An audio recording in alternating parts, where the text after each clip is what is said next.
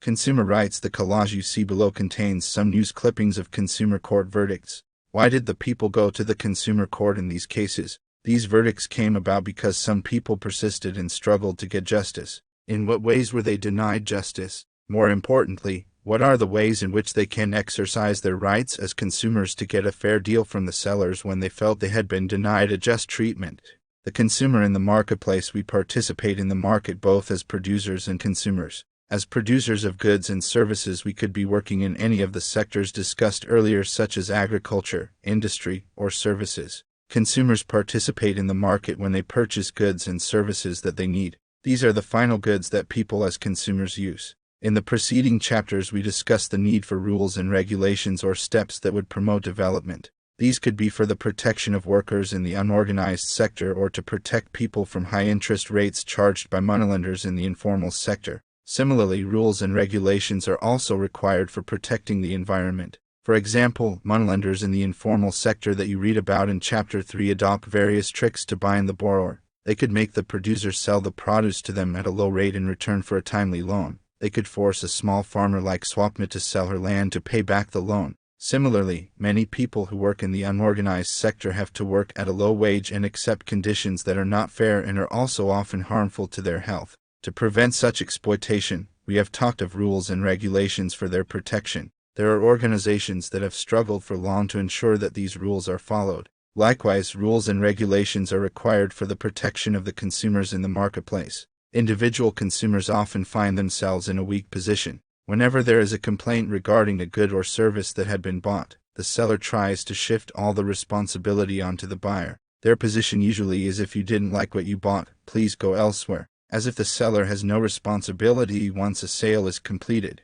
The consumer movement, as we shall discuss later, is an effort to change this situation. Exploitation in the marketplace happens in various ways. For example, sometimes traders indulge in unfair trade practices, such as when shopkeepers weigh less than what they should, or when traders add charges that were not mentioned before, or when adulterated/defective goods are sold. Markets do not work in a fair manner when producers are few and powerful, whereas consumers purchase in small amounts and are scattered. This happens especially when large companies are producing these goods. These companies with huge wealth, power, and reach can manipulate the market in various ways. At times, false information is passed on through the media and other sources to attract consumers. For example, a company for years sold powder milk for babies all over the world as the most scientific product, claiming this to be better than mother's milk. It took years of struggle before the company was forced to accept that it had been making false claims. Similarly, a long battle had to be fought with court cases to make cigarette manufacturing companies accept that their product could cause cancer. Hence, there is a need for rules and regulations to ensure protection for consumers. Consumer movement. The consumer movement arose out of dissatisfaction of the consumers, as many unfair practices were being indulged in by the sellers. There was no legal system available to consumers to protect them from exploitation in the marketplace. For a long time, when a consumer was not happy with a particular brand product or shop, he or she generally avoided buying that brand product, or would stop purchasing from that shop. It was presumed that it was the responsibility of consumers to be careful while buying a commodity or service. It took many years for organizations in India and around the world to create awareness amongst people. This has also shifted the responsibility of ensuring quality of goods and services on the sellers. In India, the consumer movement as a social force originated with the necessity of protecting and promoting the interests of consumers against unethical and unfair trade practices. Rampant food shortages, hoarding, black marketing, adulteration of food and edible oil gave birth to the consumer movement in an organized form in the 1960s. Till the 1970s, consumer organizations were largely engaged in writing articles and holding exhibitions. They formed consumer groups to look into the malpractices in ration shops and overcrowding in the road passenger transport. More recently, India witnessed an upsurge in the number of consumer groups. Because of all these efforts, the movement succeeded in bringing pressure on business firms as well as government to correct business conduct which may be unfair and against the interests of consumers at large. A major step taken in 1986 by the Indian government was the enactment of the Consumer Protection Act 1986, popularly known as COPRA. You will learn more about COPRA later. Consumers International. In 1985, United Nations adopted the UN Guidelines for Consumer Protection. This was a tool for nations to adopt measures to protect consumers and for consumer advocacy groups to press their governments to do so. At the international level, this has become the foundation for consumer movement. Today, Consumers International has become an umbrella body to over 220 member organizations from over 115 countries. Consumer rights reduce suffering shows how a hospital, due to negligence by the doctors and staff in giving anesthesia, crippled a student for life. While using many goods and services, we as consumers have the right to be protected against the marketing of goods and delivery of services that are hazardous to life and property. Producers need to strictly follow the required safety rules and regulations. There are many goods and services that we purchase that require special attention to safety. For example, pressure cookers have a safety valve which, if it is defective, can cause a serious accident. The manufacturers of the safety valve have to ensure high quality. You also need public or government action to see that this quality is maintained. However, we do find bad quality products in the market because the supervision of these rules is weak and the consumer movement is also not strong enough. Information about goods and services. When you buy any commodity, you will find certain details given on the packing. These details are about ingredients used, price, batch number, date of manufacture, expiry date, and the address of the manufacturer. When we buy medicines, on the packets, you might find directions for proper use and information relating to side effects and risks associated with usage of that medicine. When you buy garments, you will find information on instructions for washing.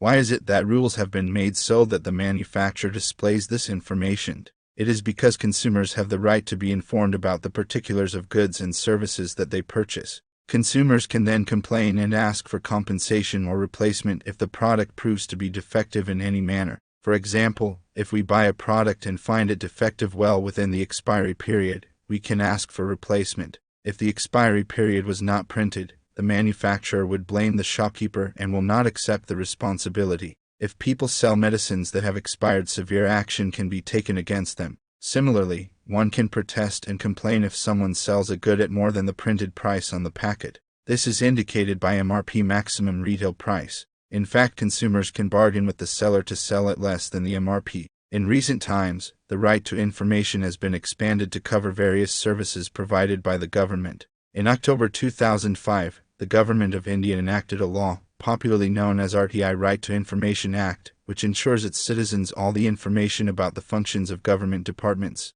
The effect of the RTI Act can be understood from the following case. When choice is denied, what do we understand from this incident?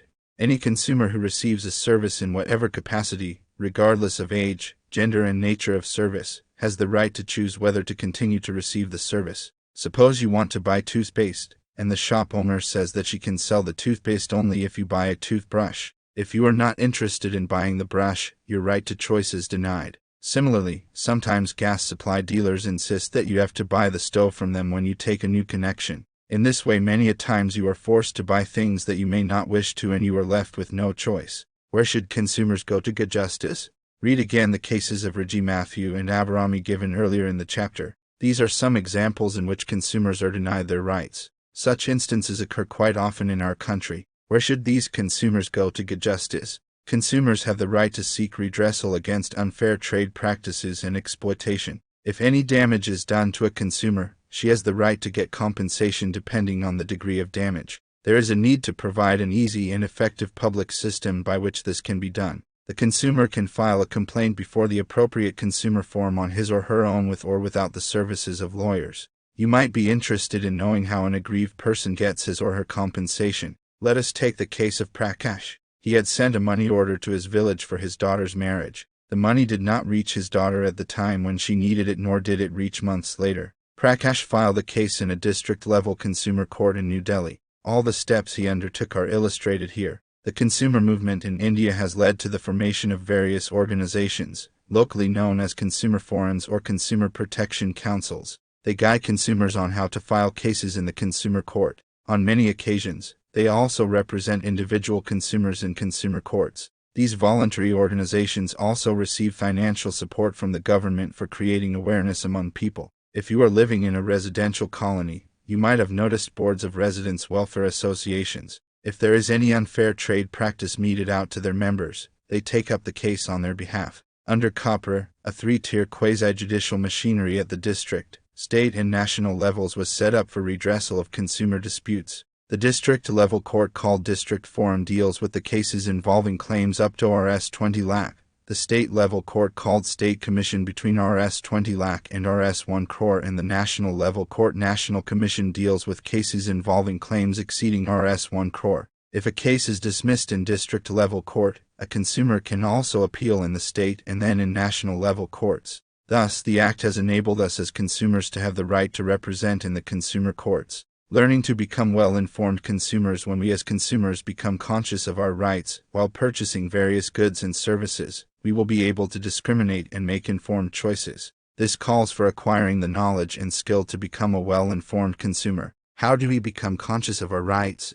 Look at the posters on the right and in the previous page. What do you think? The enactment of COPRA has led to the setting up of separate departments of consumer affairs in central and state governments. The posters that you have seen are one example through which governments spread information about legal process which people can use. You might also be seeing such advertisements on television channels. ISI and Agmark. While buying many commodities, on the cover, you might have seen a logo with the letters ISI, Agmark or Hallmark. These logos and certification help consumers get assured of quality while purchasing the goods and services. The organizations that monitor and issue these certificates allow producers to use their logos provided they follow certain quality standards. Though these organizations develop quality standards for many products, it is not compulsory for all the producers to follow standards. However, for some products that affect the health and safety of consumers or of products of mass consumption like LPG cylinders, food colors and additives, cement, packaged drinking water, it is mandatory on the part of the producers to get certified by these organizations.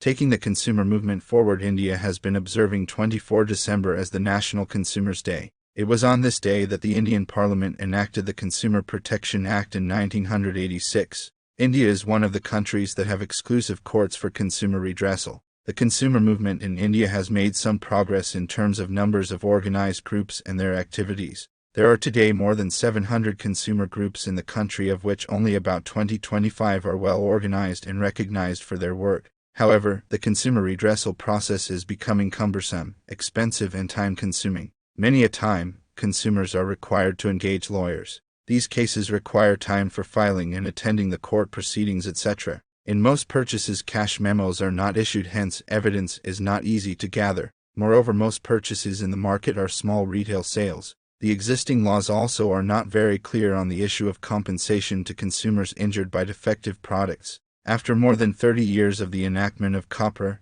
consumer awareness in India is spreading but slowly. Besides this, the enforcement of laws that protect workers, especially in the unorganized sectors, is weak. Similarly, rules and regulations for working of markets are often not followed. Nevertheless, there is scope for consumers to realize their role and importance. It is often said that consumer movements can be effective only with the consumer's active involvement. It requires a voluntary effort and struggle involving the participation of one and all.